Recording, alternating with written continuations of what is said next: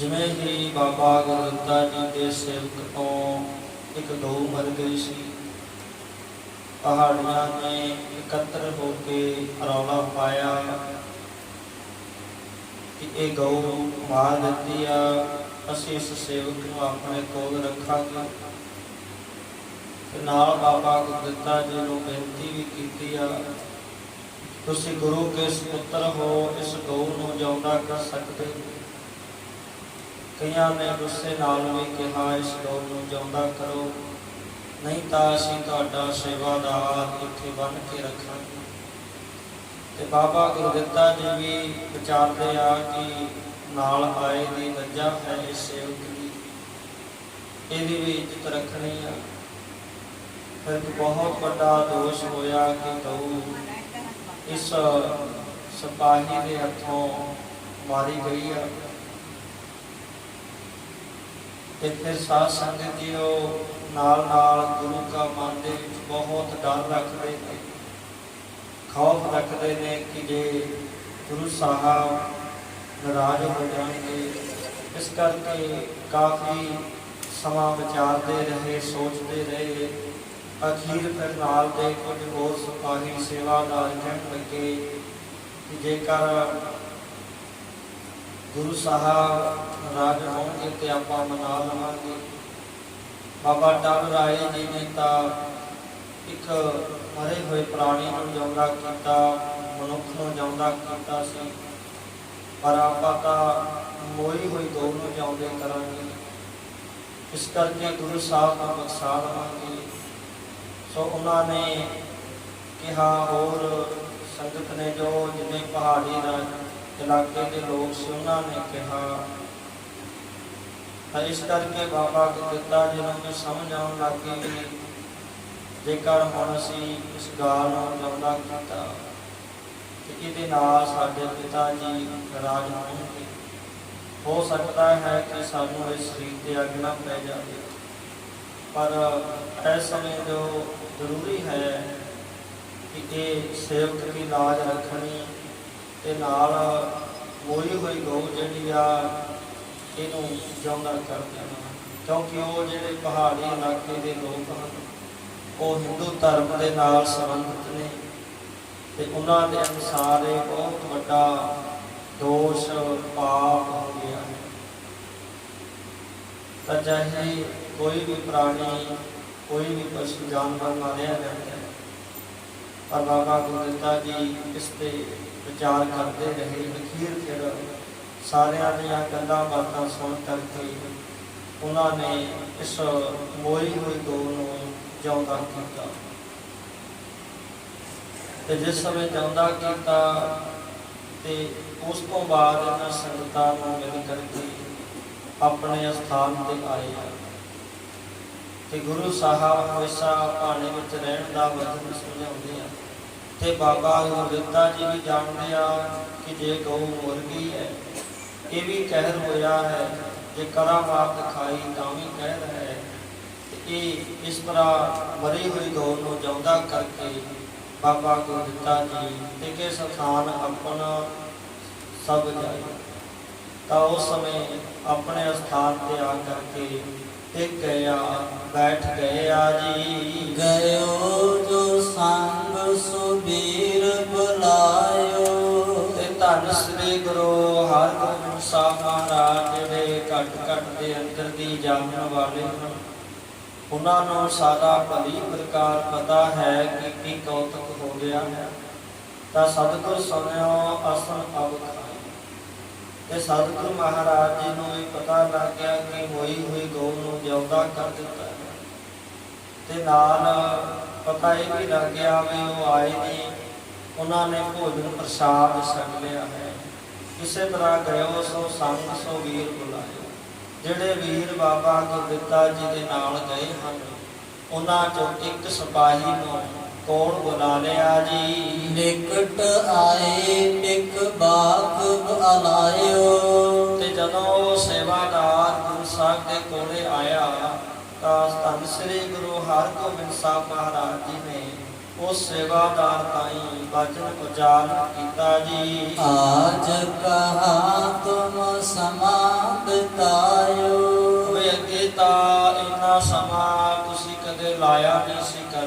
ਅੱਜ ਸਵੇਰ ਤੋਂ ਲਾ ਕੇ ਗਏ ਸੀ ਤੇ ਹੁਣ ਆਏ ਹੋ। ਅੱਜ ਤੁਸੀਂ ਬਹੁਤਾ ਸਮਾਂ ਜੰਗਲ ਦੇ ਵਿੱਚ ਬਤੀਤ ਕੀਤਾ ਹੈ ਜੀ। ਵਿਚਰਤ ਬਹਿਰ ਅਸਨ ਅਬ ਖਾਇਓ। ਤਾਂ ਇੰਨਾ ਸਮਾਂ ਤੁਸੀਂ ਬਾਹਰ ਹੀ ਵਿਚਰਦੇ ਰਹੇ ਤੇ ਤੁਸੀਂ ਹੁਣ ਭੋਜਨ ਪ੍ਰਸ਼ਾਦਾ ਛਕਿਆ ਹੈ ਜੀ। ਸਗਰੇ ਸਾਚੇ ਦੇਹੋ ਬਤਾਏ।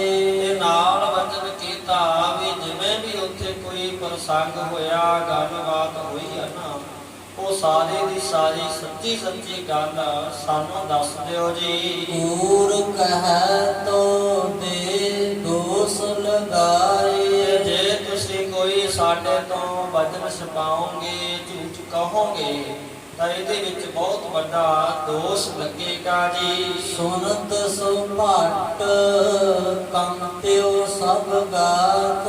ਤੇ ਸੁਣ ਕੇ ਜਿਹੜਾ ਉਹ ਸੇਵਾਦਾਰ ਹੈ, ਇੱਕਦਮ ਉਹਦਾ ਸਰੀਰ ਕੰਬਿਆ ਹੈ ਕਿ ਗੁਰੂ ਸਾਹਿਬ ਨੂੰ ਹੁਣ ਮੈਂ ਕਿਸ ਤਰ੍ਹਾਂ ਦੱਸਾਂ ਵੀ ਸਾਡੇ ਤੋਂ ਭੁੱਲ ਹੋ ਗਈ। ਤੇ ਇਸ ਗਊ ਨੂੰ ਜਿਉਂਦਾ ਕੀਤਾ ਤੇ ਉਹ ਜਿਹੜਾ ਸਿਪਾਹੀ ਸੀ ਇੱਕਦਮ ਕੰਬਿਆ, ਥੋੜਾ ਮਨ ਦੇ ਵਿੱਚ ਘਬਰਾਇਆ ਹੈ ਜੀ। ਲੱਗਿਓ ਬਤਾਵਨ ਸਾਚੀ ਬਾਤ। ਤੇ ਫਿਰ ਸਤਿਗੁਰੂ ਮਹਾਰਾਜ ਜੀ ਦੇ ਸਨਮੁਖ ਸਾਰੀ ਜੋ ਸੱਚੀ ਗੱਲ ਸੀ ਉਹ ਦੱਸਣ ਲੱਗਿਆ ਜੀ। ਕਹੋ ਮੂਰਤ ਜਾਣੈ ਸਾਰੇ। ਇਸੇ ਕਰਕੇ ਇਹ ਵੀ ਜਾਣਦਾ ਹੈ ਮਨ ਦੇ ਵਿੱਚ ਵੀ ਜੇ ਗੁਰੂ ਸਾਹਿਬ ਨੂੰ ਝੂਠ ਦੱਸਿਆ ਤਾਂ ਉਹ ਜਾਣੈ ਸਾਰੀ, ਤੇ ਸਾਰੀ ਗੱਲਬਾਤ ਇਹ ਜਾਣਦੇ ਆ। ਇਹਨਾਂ ਨੂੰ ਪਤਾ ਹੈ ਵੀ ਉੱਥੇ ਕੀ ਪ੍ਰਸੰਗ ਹੋਇਆ, ਅੱਜ ਕੀ ਕੌਤਕ ਹੋਇਆ, ਇਹ ਸਾਰਾ ਕੁਛ ਇਹ ਜਾਣਦੇ ਹਨ। ਇਸ ਕਰਕੇ ਮੈਂ ਝੂਠ ਬੋਲ ਨਹੀਂ ਸਕਦਾ ਜੀ। ਮੂਜ ਪ੍ਰਤ ਦਹਿ ਸਰਾਪ ਉਚਾਰੇ।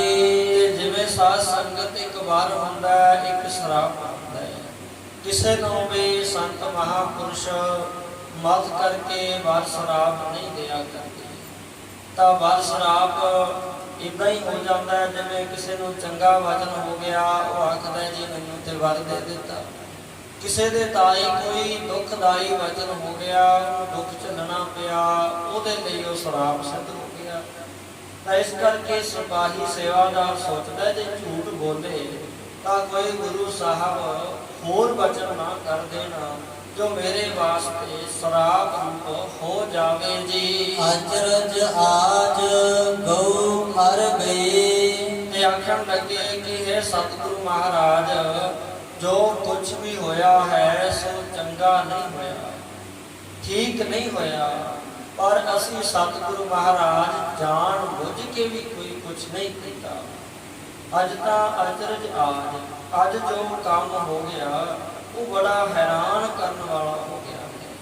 ਗਊ ਮਰ ਗਈ ਤੇ ਇੱਕ ਸਿਪਾਹੀ ਦੇ ਹੱਥੋਂ ਇੱਕ ਗਊ ਦੀ ਮੌਤ ਹੋ ਗਈ ਸੀ ਜੀ। ਜਾਣੇ ਬਿਨਾ ਮਾਰ ਭਟ ਦਏ। ਤੇ ਬਿਨਾ ਹੀ ਜਾਣੇ ਤੋਂ ਵੀ ਇਹ ਗਊ ਆ ਜਾਂ ਹਿਰਨ ਹੈ, ਭਾਵ ਬਿਨਾ ਹੀ ਦੇਖੇ ਸਮਝੇ ਤੋਂ ਉਸਨੇ ਉੱਪਰ ਗੋਲੀ ਚਲਾ ਦਿੱਤੀ ਜੀ। ਆਏ ਕੋਏ ਸੂਰ ਬਚਾਇਓ। ਉੱਥੇ ਫਿਰ ਸਾਰਾ ਇਲਾਕਾ ਪਹਾੜੀਆਂ ਦਾ ਹੋਣ ਕਰਕੇ ਬਹੁਤ ਜ਼ਿਆਦਾ ਪਹਾੜੀ ਲੋਕ ਇਕੱਤਰ ਹੋ ਗਏ ਸੀ ਜੀ। ਸ਼੍ਰੀ ਗੁਰੂ ਦਿੱਤਾ ਸੁਨ ਤਬ ਆਇਓ। ਤੇ ਜਦੋਂ ਬਾਬਾ ਗੁਰਦਿੱਤਾ ਜੀ ਤਾਈਂ ਪਤਾ ਲੱਗਿਆ ਵੀ ਸਾਡੇ ਸਿਪਾਹੀ ਨੂੰ ਇਹਨਾਂ ਨੇ ਫੜਿਆ ਹੈ, ਤਾਂ ਸੁਣ ਕੇ ਬਾਬਾ ਗੁਰਦਿੱਤਾ ਜੀ ਆਏ ਨੇ ਜੀ। ਮਹਾ ਦੋਸ ਕੋ ਘਾਤ ਪਛਾਨਾ। ਤੇ ਜਾਣਿਆ ਕਿ ਤੇ ਜੋ ਬਹੁਤ ਵੱਡਾ ਦੋਸ਼ ਅਪਰਾਧ ਇਹਨਾਂ ਨੇ ਕਰ ਦਿੱਤਾ ਹੈ ਜੀ। ਭਨੇ ਸਭਨ ਕੇ ਦੀਨਸ ਪ੍ਰਾਨਾ। ਤੇ ਉਹਨਾਂ ਪਹਾੜੀ ਰਾਜਿਆਂ ਨੇ ਵੀ ਕਿਹਾ ਵੀ ਸਿਪਾਹੀ ਤੁਹਾਡਾ ਫੇਰ ਛੱਡਾਂਗੇ ਜੇ ਤੁਸੀਂ ਇਸ ਗਊ ਨੂੰ ਜਿਉਂਦੇ ਕਰੋਗੇ। ਉਹਨਾਂ ਨੇ ਕਿਹਾ ਵੀ ਤੁਸੀਂ ਗੁਰੂ ਸਾਹਿਬ ਦੇ ਸੁਪੁੱਤਰ ਹੋ, ਸਾਹਿਬਜ਼ਾਦੇ ਹੋ, ਤੇ ਤੁਸੀਂ ਇਸ ਮੋਈ ਹੋਈ ਗਊ ਨੂੰ ਜਿਉਂਦਾ ਕਰ ਸਕਦੇ ਹੋ, ਇਸ ਕਰਕੇ ਜਿਉਂਦਾ ਕਰੋ। ਪਰ ਬਾਬਾ ਗੁਰਦਿੱਤਾ ਜੀ ਬਹੁਤਾ ਸਮਾਂ ਇਸ ਤੇ ਵਿਚਾਰ ਕਰਦੇ ਰਹੇ, ਸੋਚਦੇ ਰਹੇ ਕਿ ਜਿਹੜੀ ਗਊ ਆ ਜੇ ਜਿਉਂਦੇ ਕਰਾਂਗੇ ਫਿਰ ਵੀ ਕਰਾਮਾਤ ਹੋਵੇਗੀ ਤੇ ਕਹਿਰ ਹੋਵੇਗਾ, ਜੇ ਨਾ ਜਿਉਂਦੇ ਕੀਤੀ ਤੇ ਅਪਰਾਧ ਹੋ ਗਿਆ, ਦੋਸ਼ ਹੋ ਗਿਆ, ਫਿਰ ਵੀ ਕਹਿਰ ਹੈ। ਇਸ ਕਰਕੇ ਬੜੀ ਅਸਮੰਜਸ ਗੱਲ ਹੋ ਚੁੱਕੀ ਆ। ਉਹ ਇਹ ਵੀ ਜਾਣਦੇ ਸੀ, ਡਰ ਮੰਨਦੇ ਸੀ ਕਿ ਜੇ ਜਿਉਂਦੀ ਕਰਦੇ ਆ ਤੇ ਪਿਤਾ ਸਤਿਗੁਰੂ ਜੀ ਨਾਰਾਜ਼ ਹੋ ਜਾਣਗੇ, ਜੇਕਰ ਨਹੀਂ ਜਿਉਂਦੇ ਕਰਦੇ ਤੇ ਜਾ ਕੇ ਗੁਰੂ ਸਾਹਿਬ ਦੇ ਕੋਲ ਪੁਕਾਰੂ ਹੋਣਗੇ, ਫਿਰ ਨਾਰਾਜ਼ ਹੋਣਗੇ ਤੇ ਨਾਲ ਰਾਜੇ ਕੋਲ ਜਾ ਕੇ ਪੁਕਾਰੂ ਹੋਣਗੇ। ਇਸ ਕਰਕੇ ਸਤਿਗੁਰੂ ਮਹਾਰਾਜ ਬਹੁਤ ਜ਼ਿਆਦਾ ਸੋਚ ਵਿਚਾਰ ਤੋਂ ਬਾਅਦ ਉਹਨਾਂ ਨੇ ਫਿਰ ਉਸ ਮਰੀ ਹੋਈ ਗਊ ਨੂੰ ਜਿਉਂਦਾ ਕਰ ਦਿੱਤਾ ਜੀ। ਝਗੜਾ ਪਰਿਓ ਰਿਹੋ ਤਿਸ ਥਾਨ, ਉਸ ਥਾਂ ਤੇ ਕੋਈ ਥੋੜਾ ਝਗੜਾ ਨਹੀਂ ਹੋਇਆ, ਬਹੁਤ ਜ਼ਿਆਦਾ ਝਗੜਾ ਹੁੰਦਾ ਰਿਹਾ ਜੀ। ਜਾਤੇ ਆਇਓ ਦਿਨ ਮਧਿਆਨ, ਦੇਖਦਿਆਂ ਦਿਨ ਮਧਿਆਨ ਦਾ ਭਾਵ ਹੁੰਦਾ ਹੈ ਮੱਧ ਆਨ। ਦਿਨ ਦਾ ਮੱਧ ਭਾਵ ਦਿਨ ਦਾ ਵਿਚਾਲਣਾ ਹਿੱਸਾ, ਜਿਵੇਂ 10 ਤੋਂ 12 ਤੇ 12 ਵੱਜ ਜਾਂਦੇ ਆ, ਉਦੋਂ ਜਿਹੜੇ ਆ 2 ਪਹਿਰ ਹੋ ਜਾਂਦੇ ਆ। ਭਾਵ 6 ਤੋਂ 9 ਪਹਿਲਾ ਪਹਿਰ ਤੇ 9 ਤੋਂ 12 ਦੂਜਾ ਪਹਿਰ, 12 ਤੋਂ 3 ਤੀਸਰਾ ਤੇ 3 ਤੋਂ 6 ਚੌਥਾ ਪਹਿਰ। 4 ਪਹਿਰਾਂ ਦਾ ਜੋ ਮੱਧ ਵਾਲਾ ਸਮਾਂ ਹੈ ਉਹ 12 ਵਜੇ ਹੁੰਦਾ ਹੈ। ਇਸ ਕਰਕੇ ਜਿਹਨੂੰ ਦੁਪਹਿਰਾ ਸ਼ਬਦ ਵਰਤਿਆ ਜਾਂਦਾ ਹੈ, ਦੁਪਹਿਰਾ 2 ਪਲੱਸ ਪਹਿਰ, ਭਾਵ ਜਦੋਂ 2 ਪਹਿਰ ਬੀਤ ਜਾਂਦੇ ਆ ਉਹਨੂੰ ਹੀ ਦੁਪਹਿਰਾ ਕਹਿੰਦੇ ਆ। ਤਾਂ ਉਸ ਸਮੇਂ ਸੇਵਾਦਾਰ ਨੇ ਬੇਨਤੀ ਕੀਤੀ ਆ ਸਤਿਗੁਰੂ ਮਹਾਰਾਜ, ਉੱਥੇ ਸਾਨੂੰ ਦੁਪਹਿਰਾ ਹੋ ਗਿਆ ਜੀ। ਸ਼੍ਰੀ ਸਤਿਗੁਰ ਸੁਨ ਦਰ ਕਰ ਮੋਨਾ, ਤੇ ਸ੍ਰੀ ਗੁਰੂ ਹਰਗੋਬਿੰਦ ਸਾਹਿਬ ਸਤਿਗੁਰੂ ਮਹਾਰਾਜ ਜੀ ਨੇ ਇਹਨਾਂ ਜਦੋਂ ਉਸ ਸਿਪਾਹੀ ਤੋਂ ਸੁਣ ਲਿਆ ਨਾ, ਫਿਰ ਅੱਗੇ ਉਸ ਤਾਈਂ ਕੋਈ ਵਚਨ ਉਚਾਰਨ ਨਹੀਂ ਕੀਤਾ। ਫਿਰ ਆਪ ਜੀ ਚੁੱਪ ਹੋ ਗਏ ਨੇ ਤੇ ਆਪਣੇ ਆਸਣ ਤੇ ਬੈਠੇ ਰਹੇ ਆ ਜੀ। ਰਿਸ ਉਰ ਕੀਨ ਨਾ ਜਾਣੇ ਕੌਣ, ਤੇ ਮਨ ਦੇ ਵਿੱਚ ਇਸ ਦੇ ਪ੍ਰਤੀ ਥੋੜਾ ਨਾਰਾਜ਼ ਹੋ ਚੁੱਕਿਆ। ਭਾਵ ਆਪਣੇ ਹਿਰਦੇ 'ਚ ਉਰ ਸ਼ਬਦ ਹੈ, ਉਰ ਹਿਰਦਾ ਉਰ ਮਨ, ਵੀ ਆਪਣੇ ਹਿਰਦੇ ਮਨ ਦੇ ਵਿੱਚ ਨਾਰਾਜ਼ ਹੋ ਗਿਆ। ਨਾ ਜਾਣੇ ਕੌਣ, ਭਾਵ ਗੁਰੂ ਸਾਹਿਬ ਦੀ ਜਿਹੜੀ ਵੱਡੀ ਵਡਿਆਈ ਹੈ ਇਸ ਗੁਰੂ ਨਾਨਕ ਦੇਵ ਜੀ ਦੇ ਦਰ ਦੀ, ਉਹ ਇਹਨਾਂ ਨੇ ਨਹੀਂ ਜਾਣੀ। ਭਾਵ ਇਹਨਾਂ ਨੂੰ ਜਿਉਂਦਾ ਕਰਕੇ ਠੀਕ ਨਹੀਂ ਕੀਤਾ ਜੀ। ਚਾਰ ਘਟੇ ਸੁਨ ਫੇਰ ਬਿਤਾਏ, ਇਸੇ ਤਰ੍ਹਾਂ ਬੈਠਿਆਂ 4 ਘੜੀਆਂ ਦਾ ਸਮਾਂ ਬਤੀਤ ਹੋ ਗਿਆ।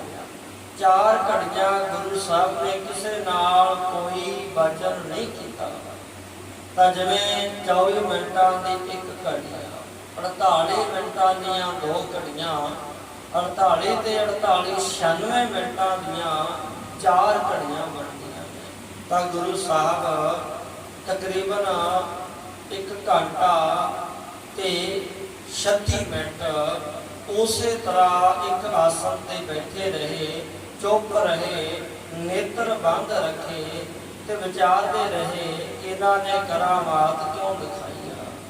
ਤਾਂ ਇਸ ਤਰ੍ਹਾਂ ਜਦੋਂ 4 ਘੜੀਆਂ ਦਾ ਸਮਾਂ ਬਤੀਤ ਹੋ ਗਿਆ ਜੀ। ਰਬ ਜਾਨ ਦਿਨ ਰਿਹੋ ਤਦਾਈ, ਤੇ ਫਿਰ ਜਾਣਿਆ ਵੀ 1.5 ਜਾਮ ਦਿਨ ਰਹੇ ਹੋ ਤਦਾਈ। ਤਾਂ ਤਕਰੀਬਨ 1.5 ਪਹਿਰ ਦਾ ਸਮਾਂ ਬਾਕੀ ਰਹਿ ਗਿਆ। ਭਾਵ ਕੀ ਹੈ ਕਿ ਜਦੋਂ ਜਾਣ ਲਿਆ ਵੀ ਹੁਣ ਜਿਹੜਾ ਦਿਨ ਹੈ ਉਹ ਢਲਦਾ ਜਾ ਰਿਹਾ ਹੈ, ਬਸ 1.5 ਪਹਿਰ ਦਾ ਸਮਾਂ ਬਾਕੀ ਰਿਹਾ ਜੀ। ਜਾਨ ਸੁਚੇਤ ਹੋਣ ਕੋ ਕਾਲ, ਤੇ ਆਪ ਜੀ ਅੱਗੇ ਜੋ 12 ਵਜੇ ਤਕਰੀਬਨ ਕੁਝ ਸਮਾਂ ਵਿਸ਼ਰਾਮ ਕਰਦੇ, ਫਿਰ ਇਸ਼ਨਾਨ ਕਰਦੇ, ਤਿਆਰ ਹੋ ਕੇ ਸ਼ਸਤਰ ਸਜਾ ਕਰਕੇ ਸੰਗਤਾਂ ਦੇ ਵਿੱਚ ਆਣ ਕੇ ਬੈਠਦੇ। ਤਾਂ ਹੁਣ ਉਹ ਸਮਾਂ ਹੋ ਚੁੱਕਿਆ ਹੈ ਕਿ ਹੁਣ ਸੁਚੇਤ ਹੋ ਕੇ ਸੰਗਤਾਂ ਵਿੱਚ ਆਉਣਾ ਸੀ ਜੀ। ਆਏ ਸਮੀਪ ਸੁਪ੍ਰਤ ਵਿਸਾਲ, ਆਏ ਸਮੀਪ ਸਪੁੱਤਰ ਵਿਸਾਲ। ਤੇ ਜਿਵੇਂ ਸਾਧ ਸੰਗਤ ਜੀ ਗੁਰੂ ਕੇ ਸਾਹਿਬਜ਼ਾਦੇ ਵੀ ਸਤਿਗੁਰੂ ਮਹਾਰਾਜ ਜੀ ਦਾ ਬਹੁਤ ਸਤਿਕਾਰ ਕਰਦੇ ਆ, ਕੋਲ ਆਉਂਦੇ ਆ ਜੀ। ਕਰ ਬੰਧਨ ਕੋ ਖਰੇ ਅਗਾਰੇ। ਤੇ ਉਸ ਸਮੇਂ ਜਦੋਂ ਆਏ ਨੇ ਗੁਰੂ ਕੇ ਸਾਹਿਬਜ਼ਾਦੇ ਤੇ ਪਿਤਾ ਸਤਿਗੁਰੂ ਜੀ ਨੂੰ ਨਮਸਕਾਰ ਕੀਤੀਆ ਤੇ ਨਮਸਕਾਰ ਕਰਕੇ ਕੋਲ ਖੜ ਗਏ ਆ ਜੀ। ਤੋਰ ਪਿਤਾ ਕੇ ਅਪਰ ਨਿਹਾਰੇ। ਤੇ ਉਸ ਸਮੇਂ ਜਦੋਂ ਗੁਰੂ ਸਾਹਿਬ ਵੀ ਪਹਿਲਾਂ ਬੈਠੇ ਸਨ, ਫਿਰ ਆਪ ਖੜੇ ਹੋ ਗਿਆ ਤੇ ਜਦੋਂ ਚੱਲੇ ਨੇ ਤਾਂ ਦੇਖਿਆ ਵੀ ਅੱਜ ਪਿਤਾ ਸਤਿਗੁਰੂ ਜੀ ਬਹੁਤ ਨਾਰਾਜ਼ ਹੈ, ਸਾਡੇ ਵੱਲ ਤੱਕ ਨਹੀਂ ਰਹੇ। ਤੇ ਅੱਜ ਜੋ ਤੋਰ ਹੈ ਉਹਦੇ ਵਿੱਚ ਫਰਕ ਹੈ। ਤੇ ਤੌਰ ਸ਼ਬਦ ਵਰਤਦੇ ਨੇ, ਤੌਰ ਦਾ ਭਾਵ ਸੁਭਾਵੀ ਹੁੰਦਾ ਹੈ ਵੀ ਅੱਜ ਗੁਰੂ ਸਾਹਿਬ ਦੇ ਸੁਭਾਅ ਦੇ ਵਿੱਚ ਅੰਤਰ ਹੈ, ਸਾਡੇ ਤੇ ਬਹੁਤ ਜ਼ਿਆਦਾ ਨਾਰਾਜ਼ ਹੋ ਗਏ ਆ ਜੀ। ਭਗਤ ਰਹਿ ਬਿਰਥਾ ਧਰ ਅੰਗ। ਇਹ ਜਾਣ ਕੇ ਨਾ ਠੱਠ ਰਹੇ ਥਿਰਤਾ ਧਰ ਅੰਗ। ਤੇ ਬਾਬਾ ਗੁਰਦਿੱਤਾ ਜੀ ਵੀ ਧੀਰਜ ਮਸਾਂ ਮਸਾਂ ਰੱਖ ਰਹੇ ਆ ਵੀ ਇਹ ਸਾਡੇ ਤੋਂ ਭੁੱਲ ਹੋ ਚੁੱਕੀ ਆ। ਤੇ ਇਸ ਕਰਕੇ ਗੁਰੂ ਸਾਹਿਬ ਨਾਰਾਜ਼ ਹੋਏ ਆ ਜੀ। ਨੈਣ ਕਮਲ ਸੰਕਟ ਚਿਤ ਭੰਗ। ਤੇ ਇਸੇ ਤਰ੍ਹਾਂ ਬਾਬਾ ਗੁਰਦਿੱਤਾ ਜੀ ਦੇ ਜਿਹੜੇ ਨੇਤਰ ਕਮਲ ਹੈ ਅੱਜ ਉਹ ਸੰਕਾਂ ਦੇ ਵਿੱਚ ਨੀਵੇਂ ਝੁਕੇ ਹੋਏ ਆ। ਤੇ ਚਿੱਤ ਭੰਗ, ਚਿੱਤ ਜਿਹੜਾ ਹੈ ਉਹ ਵੀ ਉਦਾਸ ਜਿਹਾ ਹੋਇਆ ਪਿਆ ਹੈ। ਤੇ ਗੁਰੂ ਹਰਗੋਬਿੰਦ ਸਾਹਿਬ ਮਹਾਰਾਜ ਜੀ ਦਾ ਸਰੂਪ ਹਮੇਸ਼ਾ ਹੀ ਤਿਆਰ ਬਤਿਆਰ ਤੇ ਚੜ੍ਹਦੀ ਕਲਾ ਦੇ ਵਿੱਚ ਹੈ। ਪਰ ਅੱਜ ਦੇਖਿਆ ਬਾਬਾ ਗੁਰਦਿੱਤਾ ਜੀ ਨੇ ਕਿ ਗੁਰੂ ਸਾਹਿਬ ਵੀ ਅੱਜ ਆਪਣੇ ਮੁਖ ਤੋਂ ਮੁਸਕਰਾ ਨਹੀਂ ਰਹੇ। ਅੱਜ ਇਹਨਾਂ ਦਾ ਜਿਹੜਾ ਚਿੱਤ ਹੈ ਸਾਡੇ ਇਸ ਕੰਮ ਕਰਕੇ ਉਦਾਸ ਹੋ ਗਿਆ ਜੀ। ਸੁਤ ਵਿਸਾਲ ਪਰ ਕੋਪ ਵਿਸਾਲ। ਤੇ ਵੀ ਪਤਾ ਲੱਗ ਰਿਹਾ ਹੈ ਕਿ ਵੱਡੇ ਸਪੁੱਤਰ ਬਾਬਾ ਗੁਰਦਿੱਤਾ ਜੀ ਤੇ ਬਹੁਤ ਨਾਰਾਜ਼ਗੀ ਹੈ। ਕੋਪ ਸ਼ਬਦ ਨਾਮ ਗੁੱਸੇ ਦਾ ਹੈ ਕਿ ਅੱਜ ਜਦੋਂ ਇਹਨਾਂ ਨੇ ਭੁੱਲ ਕੀਤੀ ਆ ਤੇ ਗੁੱਸਾ ਬਹੁਤਾ ਹੈ ਜੀ। ਸਤਿਗੁਰ ਬੰਦਨ ਦ੍ਰਿਗਨ ਕਰ ਨਾਲ। ਤੇ ਧੰਨ ਸ੍ਰੀ ਗੁਰੂ ਹਰਗੋਬਿੰਦ ਸਾਹਿਬ ਮਹਾਰਾਜ ਹਮੇਸ਼ਾ ਨਿਮਰਤਾ ਚ ਵੀ ਰਹਿੰਦੇ ਆ। ਤੇ ਜਿੱਥੇ ਕਿਤੇ ਕੋਈ ਸਾਹਮਣੇ ਆਉਂਦਾ ਵੈਰੀ ਉਦੋਂ ਵੀਰ ਰਸ ਦਾ ਰੂਪ ਵੀ ਉਹਨਾਂ ਦਾ ਤੱਕਿਆ ਹੈ। ਤੇ ਪਰ ਇਹ ਬਾਬਾ ਗੁਰਦਿੱਤਾ ਜੀ ਨੇ ਕਰਾਮਾਤ ਦਿਖਾਈ ਹੈ। ਤੇ ਇਸ ਕਰਕੇ ਆਪ ਜੀ ਨੂੰ ਇਹ ਚੰਗਾ ਨਹੀਂ ਲੱਗਿਆ ਵੀ ਨਹੀਂ ਸੀ ਕਰਨਾ ਚਾਹੀਦਾ। ਤੇ ਆਪ ਜੀ ਦੇ ਜਿਹੜੇ ਨੇਤਰ ਹਨ ਅੱਜ ਉਹ ਲਾਲ ਹੋ ਚੁੱਕੇ ਆ ਜੀ। ਭੋਲੇ ਕਰਨ ਲੱਗੇ ਅਬ ਨੀਕੇ। ਤਾਂ ਬਾਬਾ ਗੁਰਦਿੱਤਾ ਜੀ ਦੇ ਤਾਈ ਇਹਨਾਂ ਵਚਨ ਉਚਾਰਨ ਕੀਤਾ ਕਿ ਤੁਸੀਂ ਸਾਡੇ ਸਪੁੱਤਰ ਹੋ ਤੇ ਅੱਜ ਤੱਕ ਸਾਡੇ ਆਗਿਆ ਦੇ ਵਿੱਚ ਹੀ ਰਹੇ ਹੋ, ਪਰ ਹੁਣ ਤੁਸੀਂ ਆ ਚੰਗੇ ਕੰਮ ਚੰਗੀ ਗੱਲ ਕਰਨ ਲੱਗੇ ਹੋ ਜੀ। ਹਰ ਗੁਰ ਸੰਤਨ ਲੱਗੇ ਜੋ ਫੇਕੇ। ਤੇ ਤੁਸੀਂ ਉਹ ਗੱਲ ਕਰਦੇ ਹੋ ਜਿਹੜੀ ਪਰਮਾਤਮਾ ਨੂੰ, ਗੁਰੂ ਨੂੰ, ਸੰਤਾਂ ਮਹਾਂਪੁਰਸ਼ਾਂ ਨੂੰ ਫਿੱਕੀ ਲੱਗੇ, ਭਾਵ ਚੰਗੀ ਨਾ ਲੱਗੇ, ਜਿਹਦੇ ਵਿੱਚ ਕੋਈ ਰਸ ਨਾ ਹੋਵੇ, ਗੱਲ ਬੇਰਸੀ ਹੋ ਜਾਵੇ ਜੀ। ਜਿਸ ਕ੍ਰਿਤ ਕੋ ਸੋ ਜਾਨਾ ਨਾ ਸਨਮਾਨ।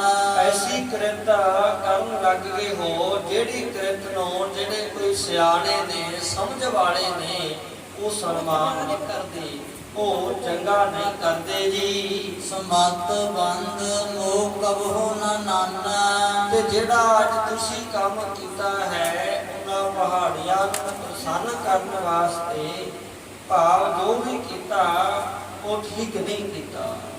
ਪਹਿਲੇ ਉਸ ਗਊ ਨੂੰ ਨਿਸ਼ਾਨਾ ਮਾਰਨਾ ਨਹੀਂ ਸੀ, ਜੇ ਲੱਗ ਗਿਆ ਸਮੰਤ ਬੰਦ ਸੋ ਕਮੋ ਨਾ ਠਾਨਾ। ਜਿਹੜੇ ਚੰਗੀ ਮੱਤ ਵਾਲੇ ਆ, ਸ੍ਰੇਸ਼ਟ ਮੱਤ ਵਾਲੇ ਆ, ਉਹ ਕਦੇ ਵੀ ਇਹ ਕੰਮ ਨਹੀਂ ਕਰਦੇ ਹਨ। ਜੋ ਪਰਮਾਤਮਾ ਦੀ ਰਜ਼ਾ 'ਚ ਰਹਿੰਦੇ ਆ ਉਹ ਪਰਮਾਤਮਾ ਦੀ ਰਜ਼ਾ ਨੂੰ ਮੰਨ ਲੈਂਦੇ ਆ, ਪਰ ਇਹ ਕੰਮ ਨਹੀਂ ਕਰਦੇ ਜੀ। ਆਨ ਪਰੇ ਸਭ ਸਹਿ ਸਰੀਰ। ਤੇ ਜੇਕਰ ਕੋਈ ਇਹੋ ਜਿਹਾ ਸਮਾਂ ਬਣ ਵੀ ਆਉਂਦਾ ਹੈ ਉਹ ਆਪਣੇ ਸਰੀਰ ਤੇ ਤਾਂ ਸਹਾਰ ਲੈਂਦੇ ਆ ਜੀ। ਨਹੀਂ ਛੋਰ ਤੇ ਧਾਰਤ ਧੀਰ। ਫਿਰ ਵੀ ਉਹ ਪ੍ਰਭੂ ਦੀ ਰਜ਼ਾ ਤੋਂ ਬਾਹਰ ਨਹੀਂ ਹੁੰਦੇ। ਨਾਲ ਧੀਰਜ ਰੱਖਦੇ ਆ, ਭਾਵ ਧੀਰਜ ਨਹੀਂ ਛੱਡਦੇ, ਉਹ ਡੋਲਦੇ ਨਹੀਂ ਹਨ ਜੀ। ਸੀਮ ਦਹਿ ਪਰ ਨਹੀਂ ਜਨ ਜਨਾਵੈ।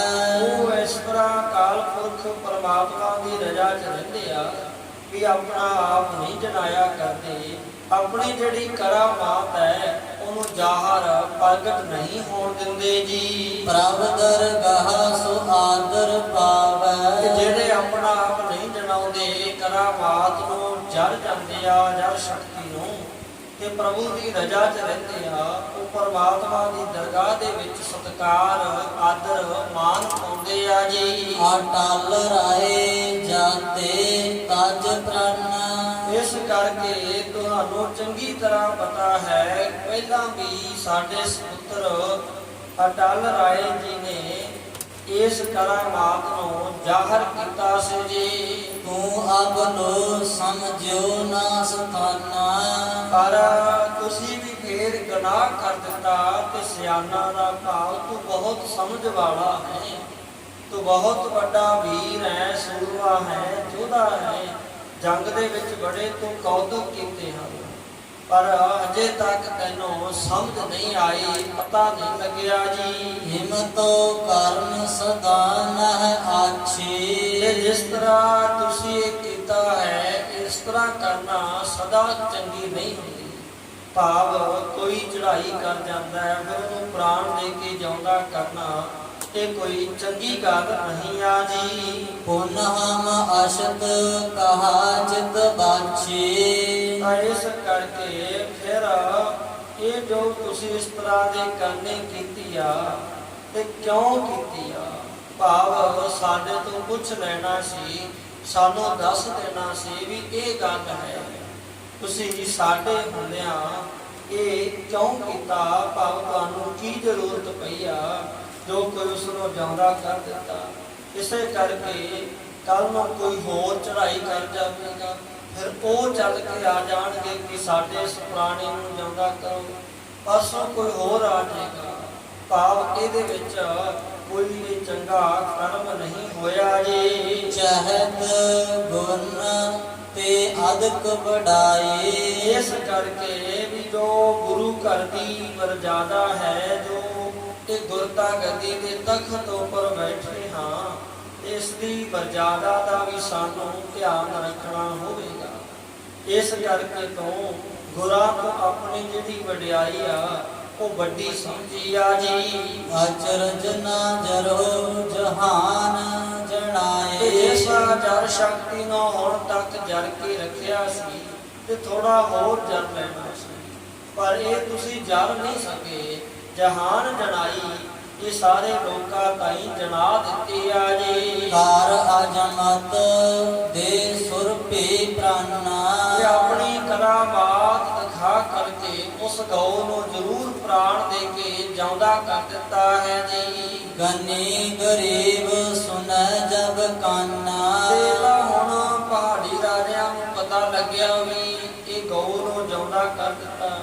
ਹੋਰ ਜਿਹੜੇ ਕੋਈ ਗਰੀਬ ਹੈ, ਕੋਈ ਗਨੀ ਭਾਵ ਵੱਡਾ ਅਮੀਰ ਹੈ, ਕੋਈ ਗਰੀਬ ਅਮੀਰ ਹੋਰ ਆਪਣੇ ਕੰਨਾਂ ਦੇ ਵਿੱਚ ਸੁਣ ਲਵੇਗਾ ਜੀ। ਨਿਰਤਕ ਭੈ ਕੋ ਹਮ ਟਿਕ ਲਗਾਵਹਿ। ਐਡਾ ਵੱਡਾ ਸੰਸਾਰ ਹੈ, ਇੰਨੇ ਪ੍ਰਾਣੀ ਆ, ਕੋਈ ਜਨਮ ਲੈ ਰਿਹਾ, ਕੋਈ ਮਰ ਰਿਹਾ, ਕੋਈ ਆਉਂਦਾ ਹੈ, ਕੋਈ ਜਾਂਦਾ ਹੈ, ਤੇ ਰੋਜ਼ ਪਤਾ ਨਹੀਂ ਕਿੰਨੇ ਪ੍ਰਾਣੀ ਜਾਂਦੇ ਆਉਂਦੇ ਆ। ਤੇ ਉਹਦਾ ਜਦੋਂ ਮ੍ਰਿਤਕ ਭਏ ਕੋ ਹਮ ਟਿਕ ਜਾਵੇ, ਕੋਈ ਪੁਰਾਣੀ ਚੜ੍ਹਾਈ ਕਰ ਜਾਇਆ ਕਰੇਗਾ, ਉਹ ਸਾਡੇ ਕੋਲ ਲੈ ਆਇਆ ਕਰਨਗੇ, ਤੇ ਸਾਨੂੰ ਆਖਿਆ ਕਰਨਗੇ ਕਿ ਸਾਡੇ ਪੁੱਤਰ ਨੂੰ, ਸਾਡੇ ਇਸ ਪਰਿਵਾਰ ਦੇ ਬੰਦੇ ਨੂੰ ਜਿਉਂਦਾ ਕਰੋ ਜੀ। ਕਰਹਿ ਜਾਚਨਾ ਜਤਾ ਜਰਾਵਹਿ। ਉਹ ਕਹਿਣਗੇ ਕਿ ਜਿਸ ਤਰ੍ਹਾਂ ਹੋਈ ਹੋਈ ਗਊ ਨੂੰ ਜਿਉਂਦਾ ਕਰ ਦਿੱਤਾ, ਇਸੇ ਤਰ੍ਹਾਂ ਸਾਡੇ ਇਸ ਪ੍ਰਾਣੀ ਨੂੰ ਜਿਉਂਦਾ ਕਰੋ।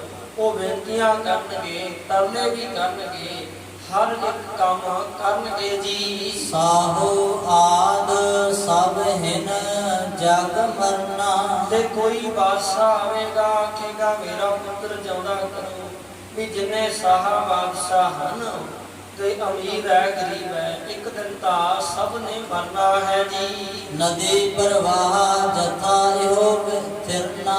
ਤੇ ਤਾਂ ਇਸ ਤਰ੍ਹਾਂ ਹੀ ਸੰਸਾਰ ਹੈ। ਜਿਵੇਂ ਕੋਈ ਨਦੀ ਦਾ ਪ੍ਰਵਾਹ ਚੱਲਦਾ ਹੈ, ਪਹਾੜਾਂ ਚੋਂ ਨਦੀਆਂ ਨਿਕਲਦੀਆਂ ਨੇ, ਸਮੁੰਦਰਾਂ 'ਚ ਜਾ ਕੇ ਸਮਾ ਜਾਂਦੀਆਂ ਨੇ। ਇਸ ਕਰਕੇ ਨਦੀ ਦਾ ਪ੍ਰਵਾਹ ਕਦੇ ਰੁਕਿਆ ਨਹੀਂ।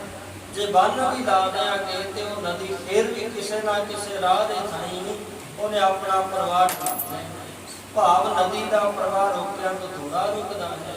ਇਹ ਸੰਸਾਰ ਹੈ, ਇਹਦਾ ਇਸੇ ਤਰ੍ਹਾਂ ਚੱਲਦਾ ਰਹੇਗਾ ਜੀ। ਕੌਣ ਕੌਣ ਕੋ ਹਮ ਜੀਵਾਵੈ। ਦੱਸੋ ਫਿਰ ਕਿਸ ਕਿਸ ਪ੍ਰਾਣੀ ਨੂੰ ਅਸੀਂ ਜਗਾਵਾਂਗੇ, ਭਾਵ ਜਿਉਂਦੇ ਕਰਾਂਗੇ ਜੀ। ਕਿਸ ਕੀ ਬੈਦ ਕਿਸ ਹੈ ਉਠਾਵੈ। ਜੋ ਅਕਾਲ ਪੁਰਖ ਪਰਮਾਤਮਾ ਦੀ ਰਜ਼ਾ 'ਚ ਉਮਰ ਪੂਰੀ ਭੋਗ ਕੇ ਚਲਿਆ ਜਾਂਦਾ ਹੈ, ਉਹਦੀ ਉਮਰ ਪੂਰੀ ਹੋ ਜਾਂਦੀ ਆ, ਚਾਹੇ ਜਵਾਨ ਹੈ, ਚਾਹੇ ਬੱਚਾ, ਚਾਹੇ ਬਿਰਧ ਹੈ।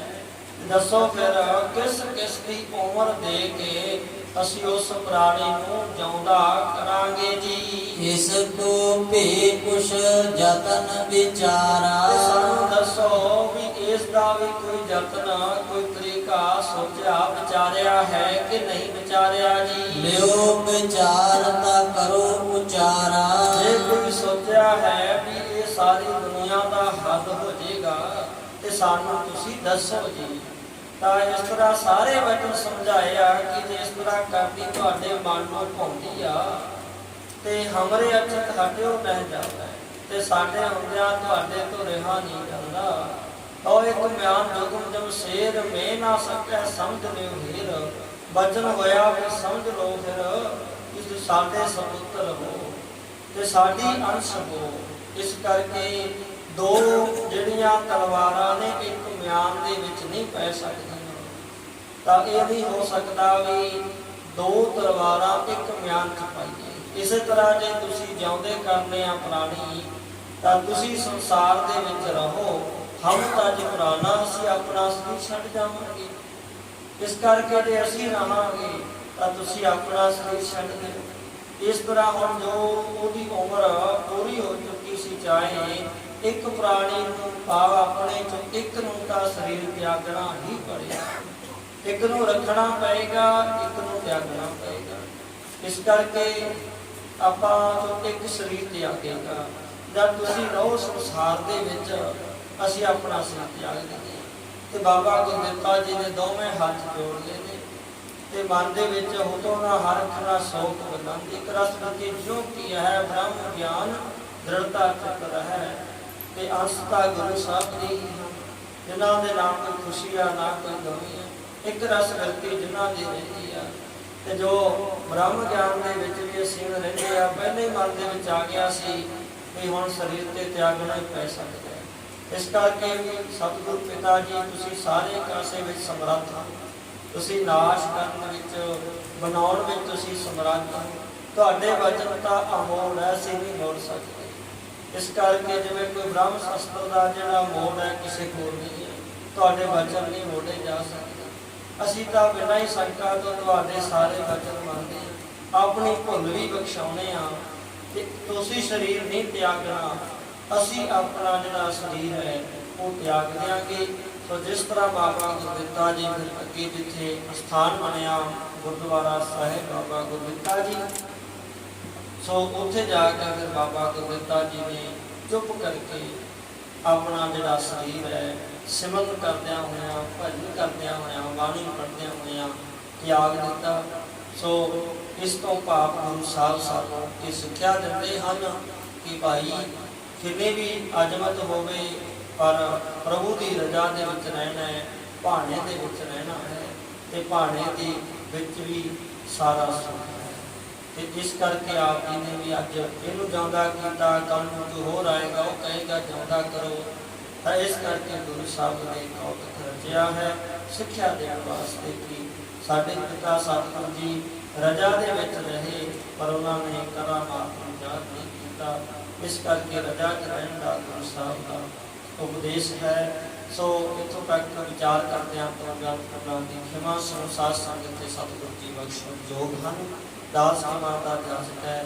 ਅੱਗੇ ਜਿਸ ਤਰ੍ਹਾਂ ਦੇ ਇਤਿਹਾਸ ਆਉਣਗੇ ਗੁਰੂ ਕਿਰਪਾ ਦੇ ਨਾਲ ਆਪਾਂ ਅੱਗੇ ਵਿਚਾਰ ਕਰਾਂਗੇ ਜੀ। ਸ਼੍ਰੀ ਗੁਰ ਦਿੱਤੇ ਦਵੈ ਕਰ ਬੰਦ ਹੁਤੋ ਨਾ ਹਰਖ ਨਾ ਸੋਕ ਬਿਲੰਦ। ਆਨੰਦ